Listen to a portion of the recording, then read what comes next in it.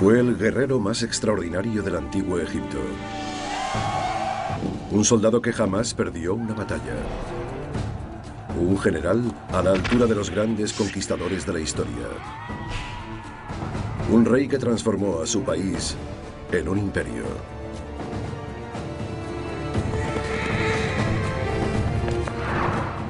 Con el descubrimiento de nuevas pruebas y con la ayuda de los últimos análisis forenses, podemos desvelar por fin los secretos de su genio militar y de los demonios interiores que le alentaron. Esta es la asombrosa historia de Thutmosis III, el Napoleón de Egipto. Thutmosis, el faraón guerrero.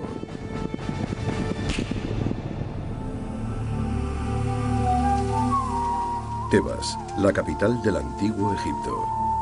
Estamos en el año 1457 antes de nuestra era, hace casi 3500 años. La reina Hatshepsut, que ha proporcionado 20 años de paz y prosperidad a su nación, acaba de morir. Pero Hatshepsut no es una reina cualquiera. Es una reina que ha gobernado como un rey. Algunos egipcios lamentan su fallecimiento, otros se alegran. Consideran que ha acumulado demasiado poder para ser una mujer.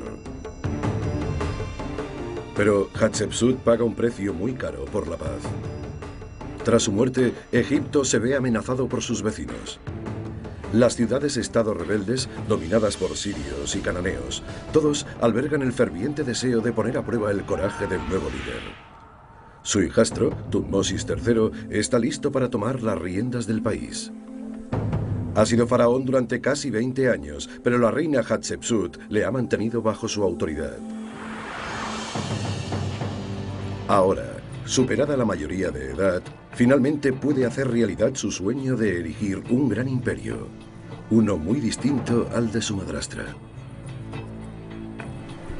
Pero Thutmosis carece de experiencia como rey y como guerrero. Nadie sabe si podrá vencer a los enemigos de Egipto, ni si podrá hacer olvidar el recuerdo de su madrastra y aprovechar la oportunidad. Thutmosis comienza a preparar a sus hombres para la guerra.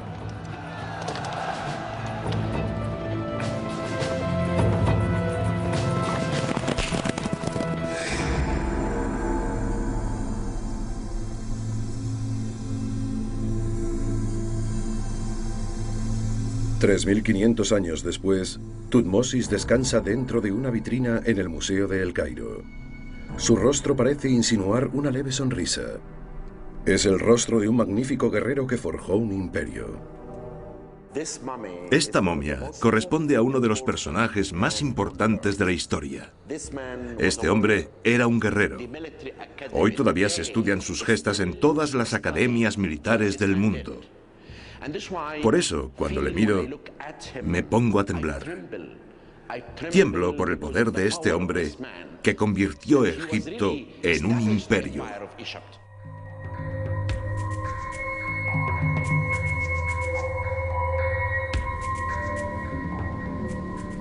Los arqueólogos descubrieron a Thutmosis y comenzaron a descifrar sus hazañas a finales del siglo XIX. El arqueólogo francés Gaston Maspero examinó su cuerpo a conciencia. Tiene el cuello fracturado. Alguien ha separado su cuerpo y sus 4 extremidades. Los pies y los brazos están rotos en fragmentos. Maspero sabía que no eran heridas de guerra. Se trataba de los desperfectos causados por los sospechosos habituales. Saqueadores de tumbas.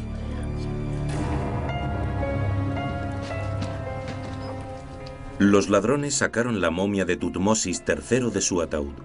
Desvalijaron su sepulcro y le quitaron sus joyas.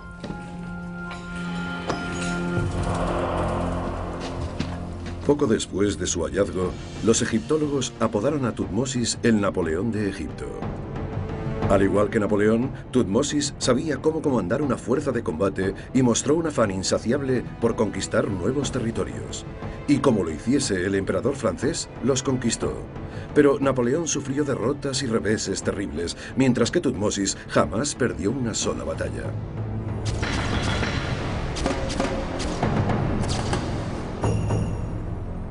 Sin embargo, la sonriente y deteriorada momia no nos dicen nada sobre el personaje, ni de las pasiones que le empujaron. Aunque él guarda silencio, tal vez su tumba pueda proporcionarnos alguna información. El Valle de los Reyes, el lugar de descanso eterno de muchos de los grandes faraones de Egipto. Aquí, el doctor Ian Shaw, experto en jeroglíficos antiguos, leerá los muros de su sepulcro y nos contará algunas cosas sobre el hombre que los erigió.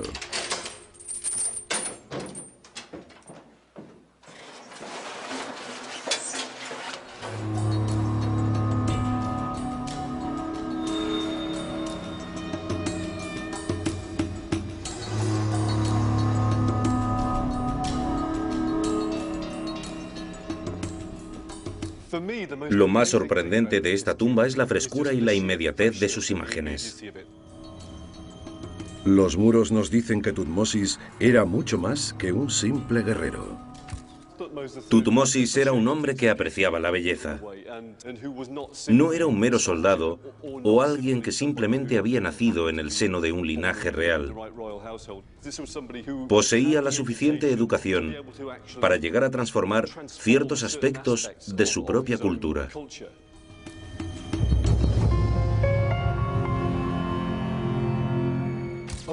Aquí arriba vemos al rey. Aquí se hace referencia a la muerte del rey y a su transformación en una especie de dios sol. Las inscripciones describen asimismo los conjuros mágicos que le ayudarán a llegar al más allá. Antiguamente se creía que los faraones como Tutmosis eran más que reyes, eran seres sobrehumanos destinados a la inmortalidad. Pero aquí, en la Tierra, el joven Tutmosis tal vez no era tan divino. Había nacido en un mundo dominado por su madrastra. Hatshepsut era la esposa preferida de su padre, el faraón. La madre de Tutmosis ocupaba un rango inferior en el harén de su padre. No era de sangre real. Hatshepsut, sí. Algunos especulan que su madrastra ya concentraba demasiado poder cuando su padre aún estaba vivo. Cuando el faraón murió, Tutmosis se convirtió en heredero al trono. Pero no era más que un niño, de modo que Hatshepsut gobernó como regente en su lugar. Sin embargo, ella tenía sus propios proyectos. Envió exploradores a tierras lejanas, importó aceites, incienso, perfumes y oro. Encargó la construcción de grandes templos y monumentos, y a los 10 años de regencia hizo algo inconcebible. Se autocoronó faraón. Ninguna reina había hecho jamás algo semejante, y mucho menos en vida de un heredero legítimo al trono. Se vestía como un rey, lucía ropa de hombre y la barba postiza tradicional de los faraones. Se hacía representar como un varón en esculturas y relieves. Para un país conservador como Egipto, su conducta era un ultraje. Bajo su reinado, Egipto evitó la guerra durante más de 2 décadas. Pero ello le costó muy caro. Las ciudades-estado rebeldes arrebataban territorios a los egipcios a lo largo de su frontera septentrional. Con una madrastra ejerciendo tanto poder, Tutmosis tuvo que buscar un ámbito en el que desarrollar su talento. Optó por la vida militar. Se convirtió en soldado y comandante, abandonando las comodidades y las intrigas de la corte.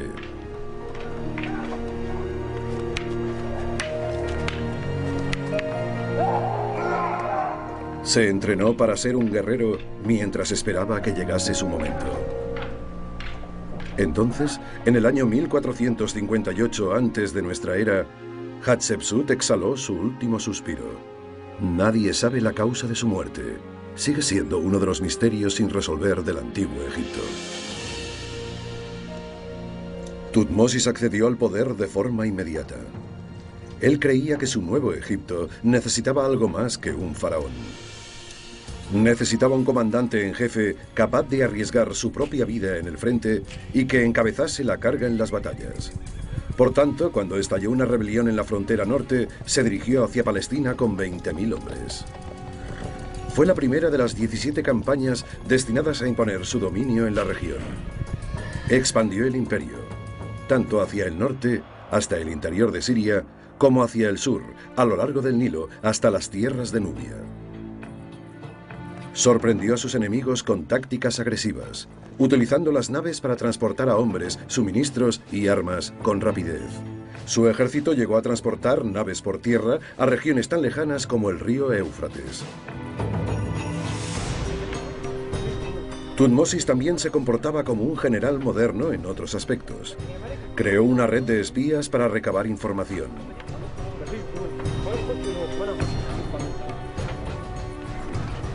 Pero con los barcos, los nuevos medios de transporte y el espionaje no era suficiente. Necesitaba armas. Armas superiores que socavasen el afán de lucha de sus enemigos. Y para ello, recurrió a la mejor tecnología de la época.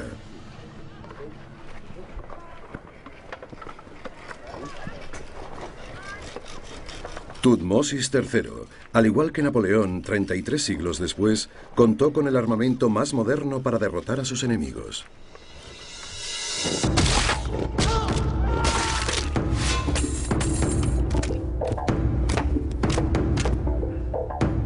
¿Qué tipo de armas empleaba Tutmosis?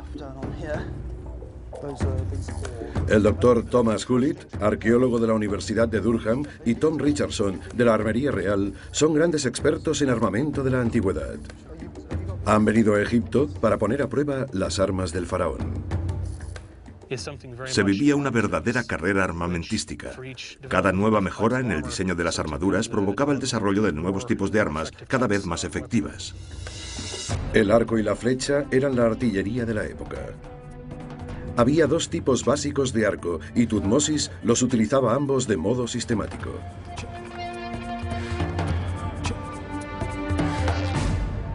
El arco común consistía en una vara de madera y una cuerda hecha con tripas de animal atada a los extremos. Se podía producir en grandes cantidades y Tutmosis armaba con ellos a la mayor parte de su infantería. Cada arquero lanzaba aproximadamente una decena de flechas por minuto. La lluvia de flechas penetraba en la carne y rompía los huesos.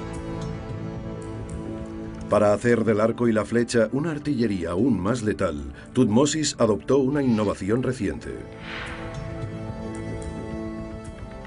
El arco compuesto estaba formado por 3 capas superpuestas de madera, cuerno y tendones de animal que le daban una mayor resistencia y un mayor alcance. Pero este arco resultaba caro. El ejército solo podía pertrechar con ellos a sus oficiales y a los acompañantes de los aurigas. El arco compuesto podía propulsar una flecha a 300 metros de distancia, casi el doble que el arco común. Con los dos tipos de arcos, Tutmosis podía atacar a sus oponentes a corta y a larga distancia. Imaginemos a 1 millar de arqueros, cada uno con 2 docenas de flechas lanzándolas en 2 minutos, 24.000 misiles letales.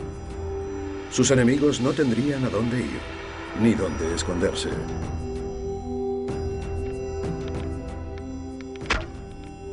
Pero todos los ejércitos poseían arcos y flechas y Tutmosis tenía que proteger a sus hombres de ellas. La solución era la armadura. Eso significaba usar los chalecos antibalas de la época, una tecnología tan eficaz que su uso se prolongó durante generaciones. Los expertos en armas se dirigen al Museo de El Cairo. Han venido a ver el único fragmento que existe en el mundo de la armadura que utilizaban los antiguos egipcios. Su intención es hacer una réplica y ponerla a prueba. Wow, so there's the first one of Tutankhamun's chariots. The cross scripts are actually horizontal. Yeah, well that's... Esta armadura perteneció a uno de los faraones más célebres de todos los tiempos. Tutankamón, el rey adolescente. Esta pieza se ha mantenido oculta durante años.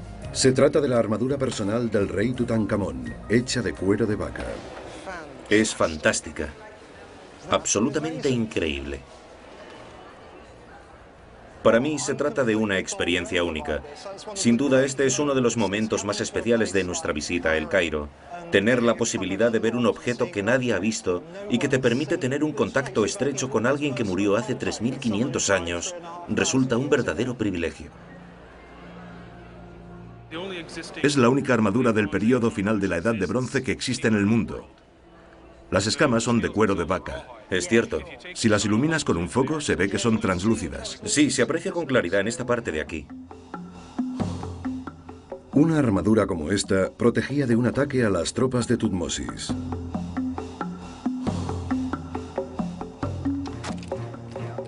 ¿Pero servían para algo ante el impacto de una flecha? El único modo de averiguarlo es ponerla a prueba. Los expertos colocan una armadura de cuero de vaca alrededor de un pedazo de carne de animal.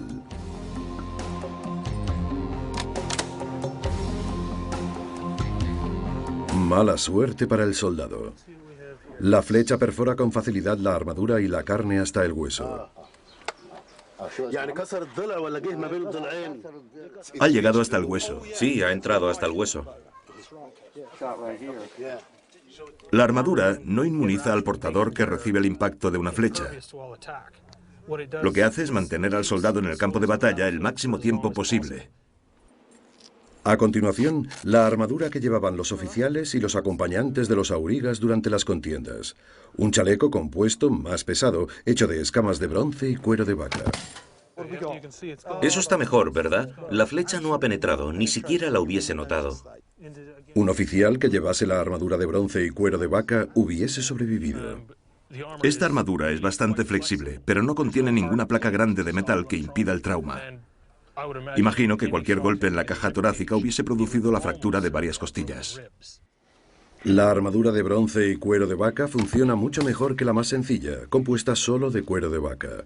Veamos ahora la armadura de bronce que solo llevaban los generales. ¿Marcaba realmente la diferencia? La armadura de bronce es sólida, ruidosa y muy pesada.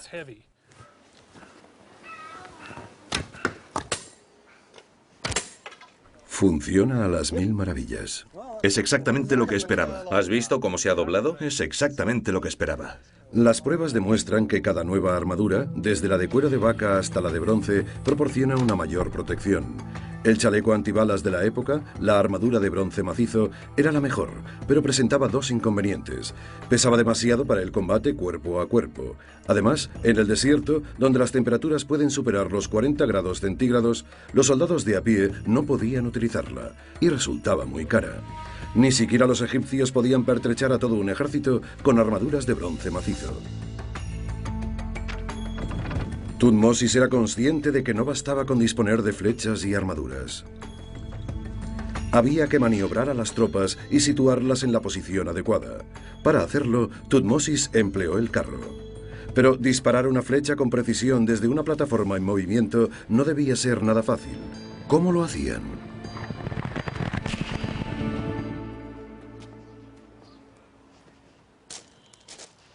Durante el reinado de Tutmosis, una revolución en el arte de la guerra se extiende por Oriente Medio hasta el Mediterráneo.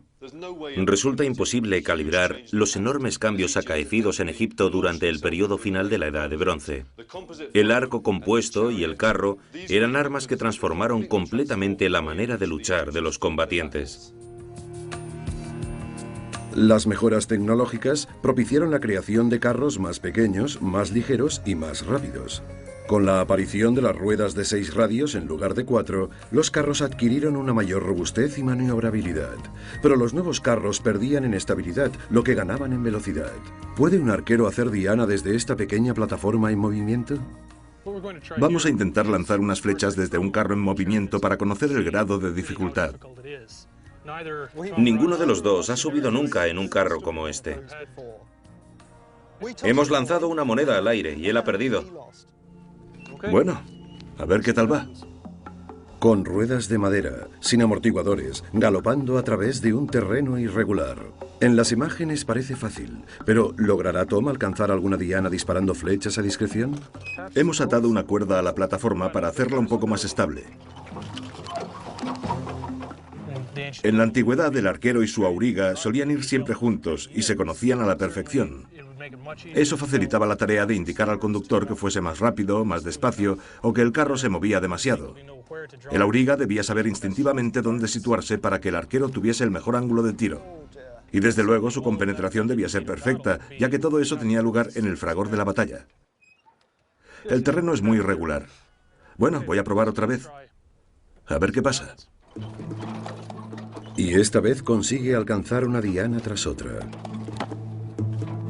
Si Tom puede hacerlo después de solo una prueba, imaginen los centenares de aurigas bien entrenados del ejército de Tutmosis. Debía constituir una fuerza de combate terrorífica y letal. Estamos hablando de un contingente importante. Cientos de carros, todos avanzando juntos en formación y lanzando flechas. Esas mortales flechas con la punta de bronce. La revolución que supuso esta nueva arma es tan significativa como el uso de la aviación en los conflictos bélicos a lo largo del siglo XX.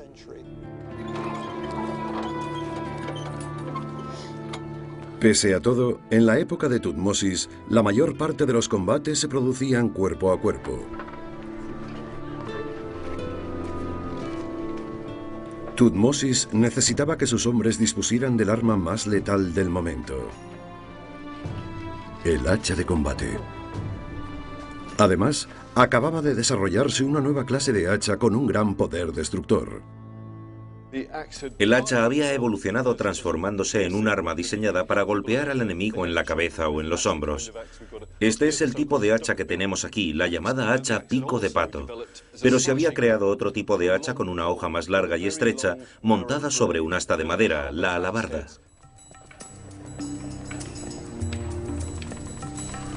Con las hachas, los soldados de infantería podían causar estragos.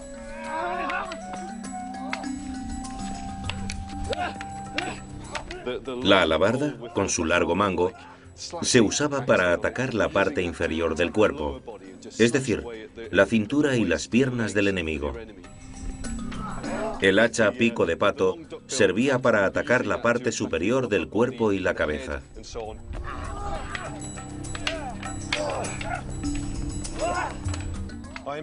Imagino que este tipo de hacha más pequeña se utilizaba sobre todo en la fase final de la batalla, cuando los soldados entraban en la lucha cuerpo a cuerpo intentando aprovechar el caos provocado por la lluvia de flechas. Así pues, tenían que acercarse mucho al enemigo para hacer un uso correcto de ella, porque no se trataba de un arma arrojadiza, más bien había que asirla con la mano para emplearla de forma continuada a lo largo de la contienda. El hacha era un arma letal, y contemplar a 1 millar de hombres blandiéndolas debía ser una experiencia aterradora. El aspecto de las armas debió ser importante para los egipcios. Enfrentarte a un ejército con una apariencia uniforme y ver a una serie de falanges, todas ataviadas de bronce resplandeciente avanzando en bloque, debía causar una profunda impresión al enemigo. John Mainwaring es un experto en armas de bronce antiguas. El requisito con este tipo de armas, diseñadas para la lucha cuerpo a cuerpo, es la confianza en la falange o en el grupo.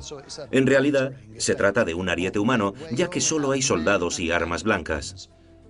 Una vez concluida la lluvia de flechas y la acción de los carros, solo quedaba la lucha cuerpo a cuerpo. Pero debía ser un espectáculo brutal. Imagínense atacar a un enemigo, perseguirle a campo abierto, a través de las montañas. La experiencia en el frente debía ser absolutamente espeluznante. Avanzar blandiendo el hacha frente a un enemigo que te echa el aliento. El mango es corto, tienes que acercarte mucho a él. Puedes verle con claridad y le miras a los ojos antes de asestarle el golpe definitivo.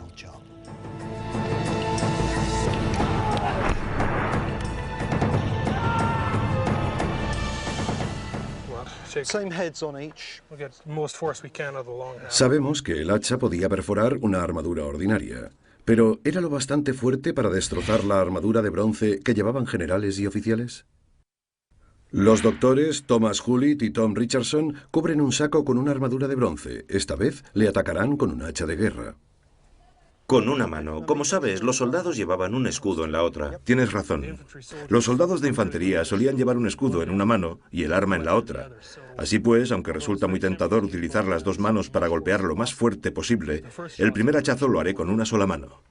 Vamos allá.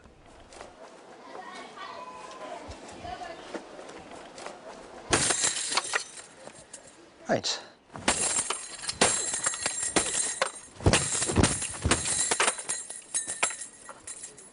Has destrozado la armadura. Le hubiese producido un trauma debido al impacto.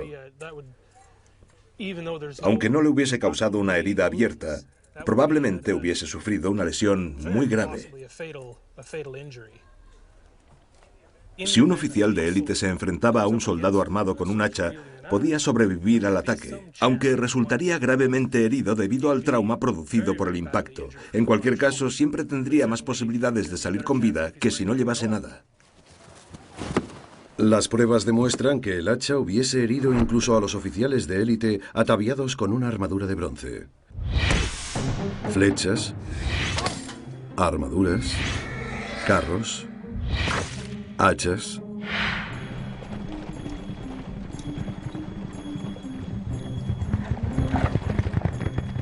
En el año 1457 a.C., Tutmosis necesitaba todo el poder destructor que pudiese concentrar y todo su ingenio.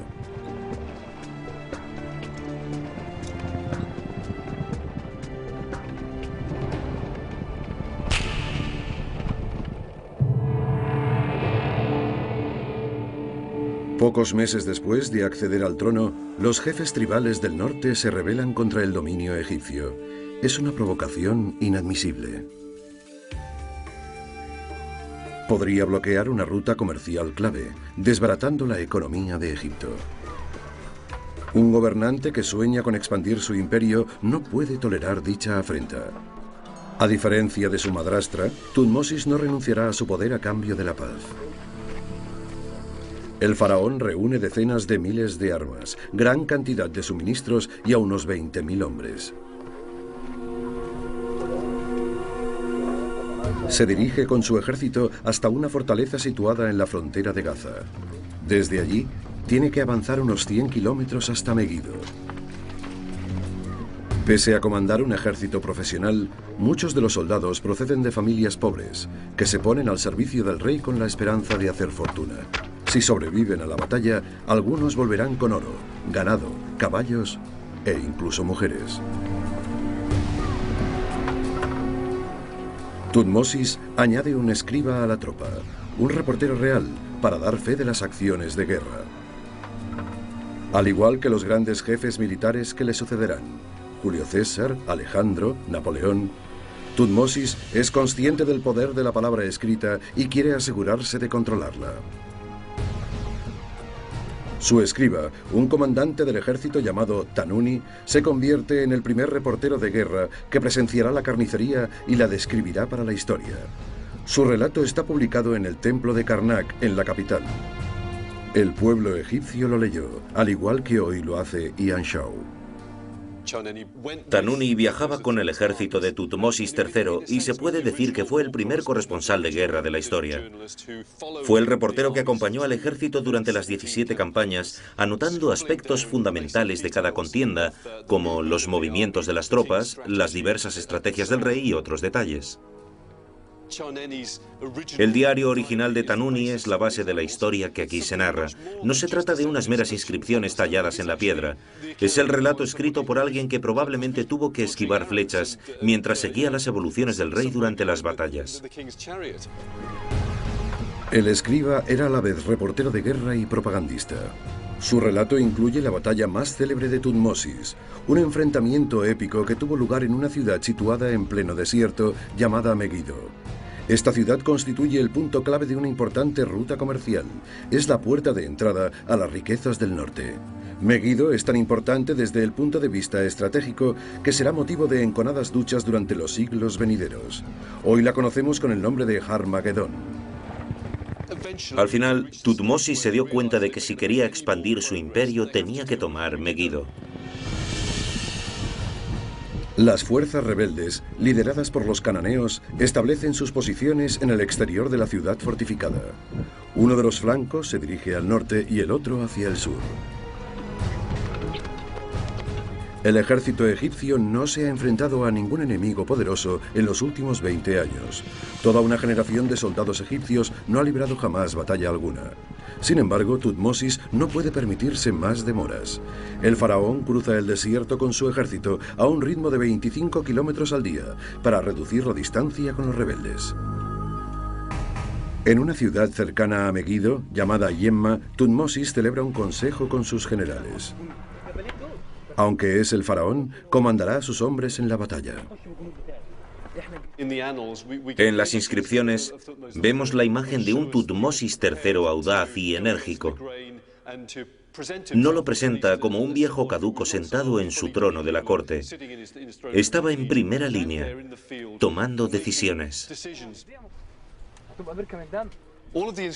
Estos jeroglíficos explican qué ocurrió exactamente cuando Tutmosis III celebró aquel consejo con sus generales. Aquí se narra la conversación que sostuvo con los generales con todo detalle. Aquí se ve el símbolo que corresponde a vía o camino. Ahí hay otra referencia al camino. De modo que, en este fragmento de la inscripción, están discutiendo sobre las posibles rutas que podían tomar. Existen 3 rutas que llevan hasta Megido. 2 son caminos llanos, cómodos y largos que rodean la cordillera. El tercero es más corto, un desfiladero estrecho y traicionero. Pero discurre a través de las montañas y va a parar directamente al campo de batalla. Sus generales le aconsejan que opte por una de las rutas más sencillas. Pero Tutmosis piensa que el enemigo espera que haga justamente eso. Toma una decisión arriesgada. Su escriba, Tanuni, afirma en su relato que Tutmosis dedicó estas palabras a sus soldados. Soy el preferido de Ra, elegido por mi padre Amón, rey de los dioses.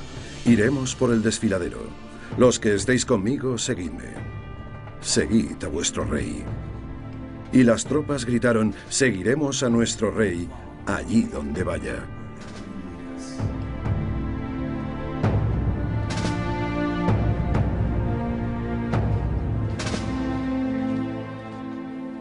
¿Por qué opta por esa ruta? Probablemente piensa que si sus generales le sugieren no ir por el paso, los generales del ejército enemigo tampoco esperan que llegue por allí. Por eso dicen, no haremos lo que no esperan que hagamos, iremos por el desfiladero. El plan es arriesgado. Tutmosis tendrá todo su ejército expuesto en fila india a través del angosto camino. Si le descubren, está perdido. Tutmosis les conduce personalmente a través del estrecho paso, encabezando la marcha a pie. Hombre tras hombre, montura tras montura, su majestad muestra el camino con sus pasos.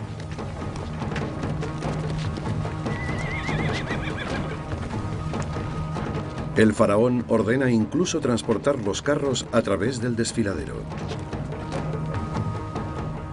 Decenas de miles de rebeldes armados les esperan en el otro lado. Creyendo saber por dónde llegará Tutmosis, han posicionado sus fuerzas cerca de los caminos llanos al norte y al sur de la ciudad, separados unos 12 kilómetros entre sí. El ejército de Tutmosis tarda toda una mañana en cruzar el paso.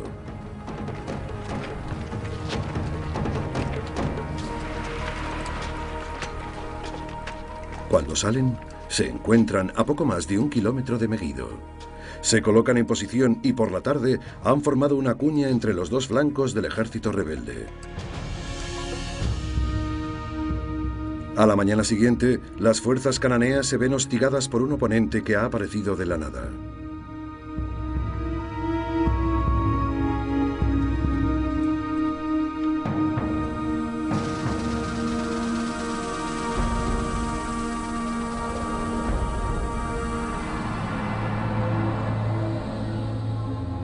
أحسن وحوش هنكسب.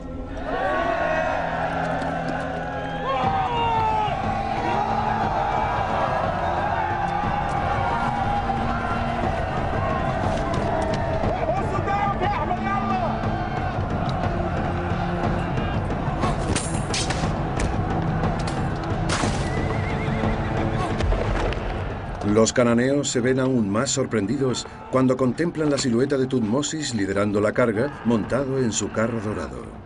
Muy pronto se rompen las filas de los rebeldes y huyen despavoridos. Abandonaron sus caballos y sus carros de oro y plata como si hubiesen visto un espíritu maligno. Hay que recordar que la mayoría de esos soldados eran analfabetos. Ellos personalmente no nos han dejado relato alguno de lo que sucedió en la batalla. De modo que estos relieves son la única prueba real de la que disponemos sobre cómo vivieron la batalla los soldados de a pie. En ellos podemos ver imágenes de soldados aplastados bajo las ruedas o los cascos de carros y caballos. Los vemos incluso enredados literalmente en los radios de una rueda.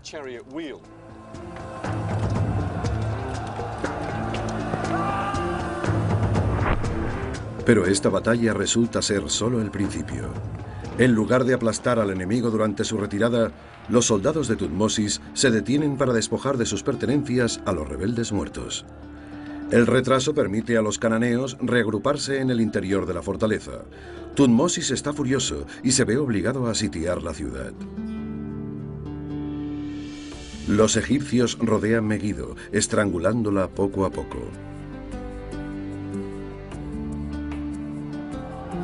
La ciudad tarda 7 meses en caer.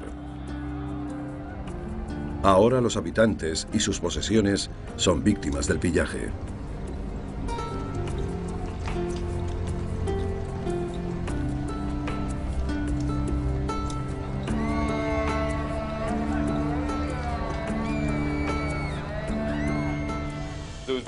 No había lugar para sentimentalismos. El objetivo era arrebatar a los muertos y heridos todo el material y las armas que el invasor pudiese necesitar para emprender la siguiente fase de la campaña.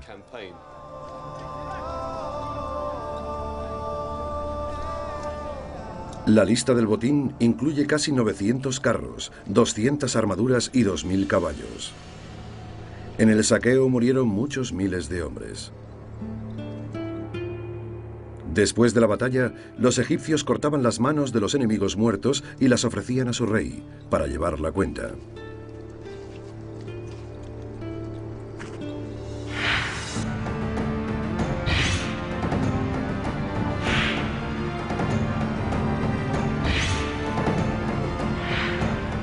Sentían un escaso respeto hacia los enemigos muertos, pero el enemigo hubiese hecho exactamente lo mismo con ellos.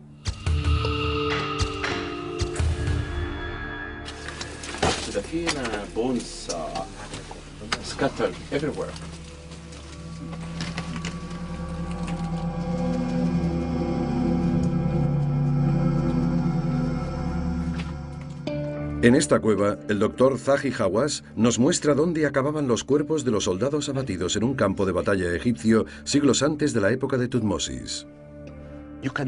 Aquí vemos el resultado de una dramática escena que ocurrió hace más de 3.900 años. Tenemos que cerrar los ojos e imaginarnos a 60 soldados valientes que lucharon y murieron para defender a Egipto. El rey les homenajeó y los enterró aquí. Estos son los huesos de soldados egipcios anónimos marcados por las heridas de guerra para toda la eternidad.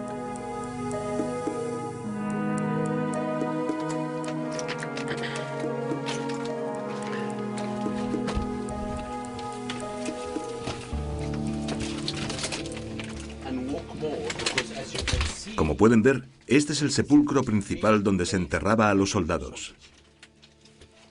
Hay lino esparcido por todas partes. Mezclado con los huesos, encuentran el lino utilizado para envolver sus cuerpos hace 40 siglos. Los huesos son testimonio del horrible efecto del arma más avanzada y mortífera de la antigüedad. Aquí hay una flecha. Y ahí hay otra. Miren a este hombre. Tiene una flecha clavada en su brazo. Otra flecha. Y otra. Cráneos.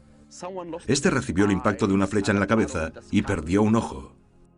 A este le arrancaron el brazo derecho.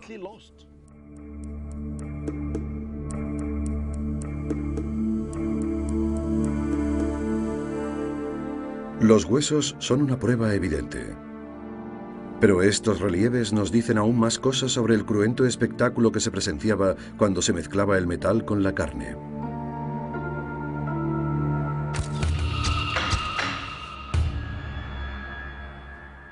El doctor Gonzalo Sánchez, neurocirujano y coronel del ejército durante la guerra de Vietnam, ha estudiado los relieves antiguos y los ha comparado con fotografías médicas modernas. Este individuo que cae del carro presenta una hiperextensión en la parte posterior de la cabeza, hacia atrás, con los hombros echados hacia adelante, girando los brazos, con las manos hacia abajo y extendiendo la cabeza y las piernas.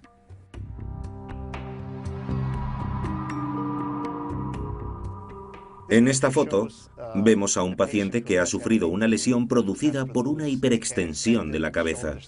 Tiene los hombros hacia adelante, los brazos vueltos hacia adentro y las manos ligeramente flexionadas. Lo que parecen representaciones crueles resultan ser imágenes anatómicamente precisas de soldados anónimos que sufrieron muertes agónicas esculpidas hace más de 3000 años. Si te hieren en una extremidad es probable que sobrevivas, pero si te alcanzan en una cavidad, ya sea en la craneal, la abdominal o la pectoral, es muy posible que mueras. Porque si no te mueres debido a la hemorragia, morirás por infección. La agonía de la muerte no hacía diferencias de rango. Soldados de a pie, generales y reyes se enfrentaban a los mismos peligros. Tomemos el caso de esta momia. Corresponde a un antiguo faraón, Seqenenre Taa II. Fue rey de Egipto un siglo antes que Tutmosis. En aquella época su país luchaba contra un ejército invasor. Sánchez examina una radiografía de sus restos y nos revela los detalles forenses del rey muerto en combate.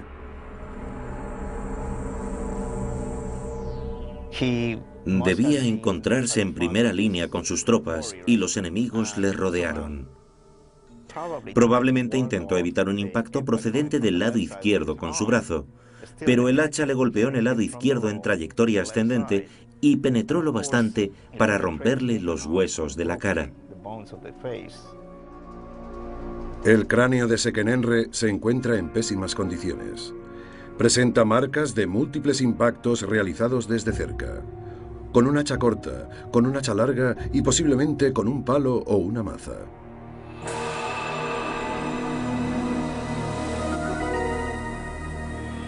A diferencia de Seqenenre, Tutmosis sobrevivió a 17 campañas militares sin sufrir un solo rasguño. Aunque sabemos bastante acerca de Tutmosis el guerrero, sabemos muy poco sobre los motivos que le impulsaron a ser la clase de rey que fue. La respuesta puede hallarse en la misteriosa muerte de su madrastra, la reina Hatshepsut, y en una antigua tumba llamada KV60.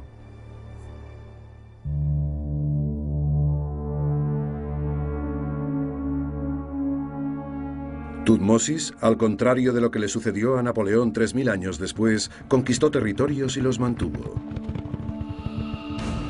Forjó el mayor imperio de Egipto.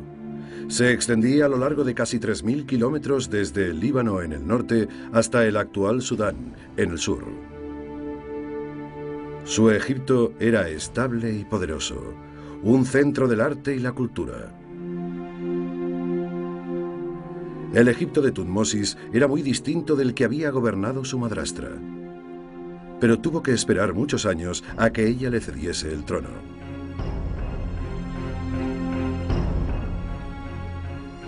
Algunos arqueólogos sostienen que Tutmosis organizó su asesinato y ocultó su cadáver.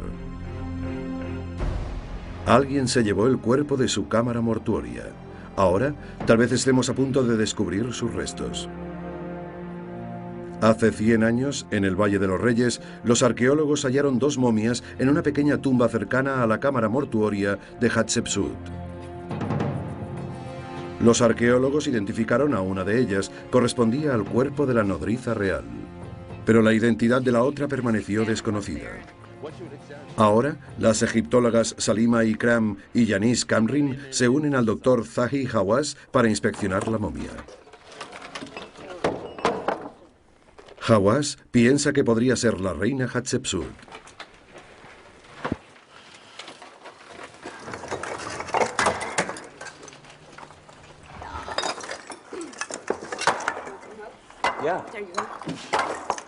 Síganme, señoras.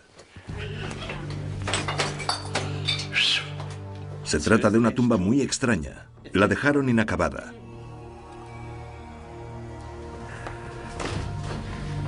Nice. Body.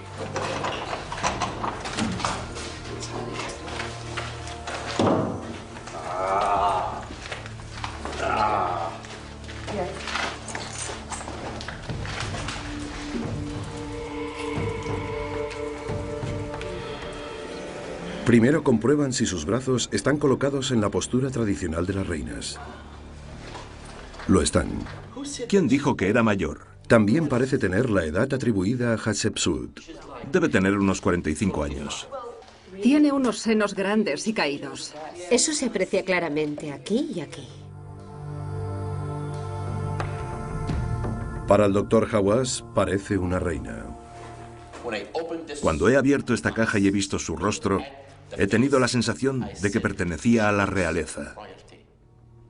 Su rostro es el rostro de una reina. ¿Qué reina? No estoy seguro. Podría tratarse de la reina Hatshepsut.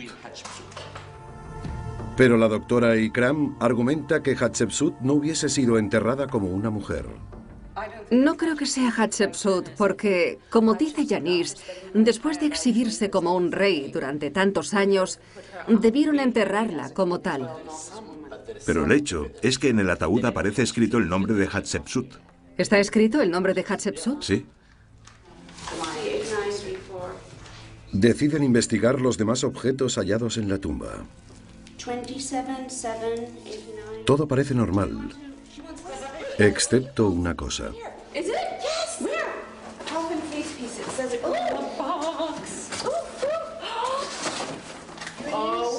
Una máscara mortuoria que no esperaban encontrar ni siquiera en la tumba de una nodriza real.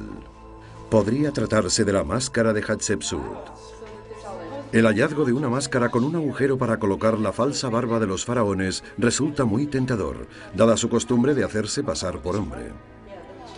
Este agujero podría ser para la barba real. Está hecho exactamente con ese propósito. Los egipcios siempre hacían este orificio para encajar la barba real. Se trata, pues, de la máscara de una reina.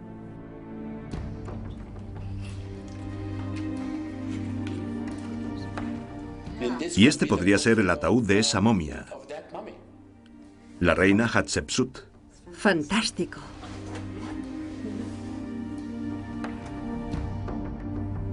No es una prueba suficiente para determinar que se trata efectivamente de la momia de Hatshepsut. Antes deben realizarse más análisis. Pero esta modesta tumba podría ser el lugar de descanso eterno de una de las gobernantes más destacadas de Egipto.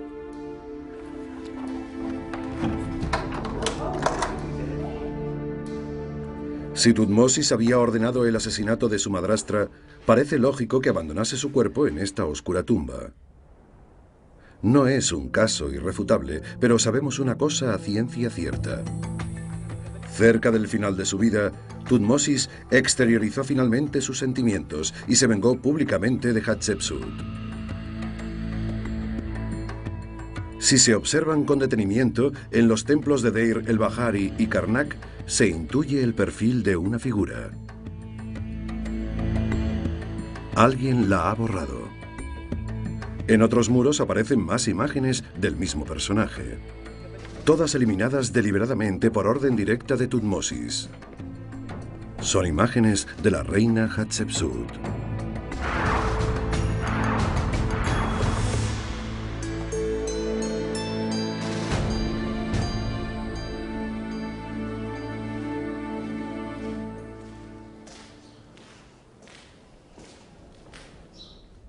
Antes esta cámara estaba llena de imágenes de Hatshepsut y de Tutmosis III. Pero las de la reina se han suprimido todas. Aquí al lado de Horus y Tot, allí arriba en la esquina superior derecha. Incluso la imagen que representa acá el doble espíritu de Hatshepsut también está borrada. Aparte de exhumar el cuerpo de Hatshepsut y lanzarlo al Nilo, esto es lo máximo que podía hacer para erradicarla de la historia.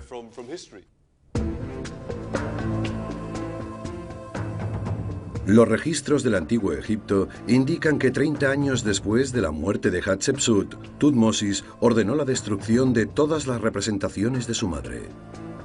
Todos los altares, imágenes y estatuas. Parece un acto incongruente y trivial para un faraón tan grande. Sin embargo, para los antiguos egipcios, las imágenes poseían un enorme poder, tanto en este mundo como en el más allá. Destruir las imágenes y las estatuas de Hatshepsut era un cruel intento de eliminarla de la historia. Pero además, con ello Tutmosis le negaba cualquier posibilidad de alcanzar la vida eterna, de alcanzar la inmortalidad.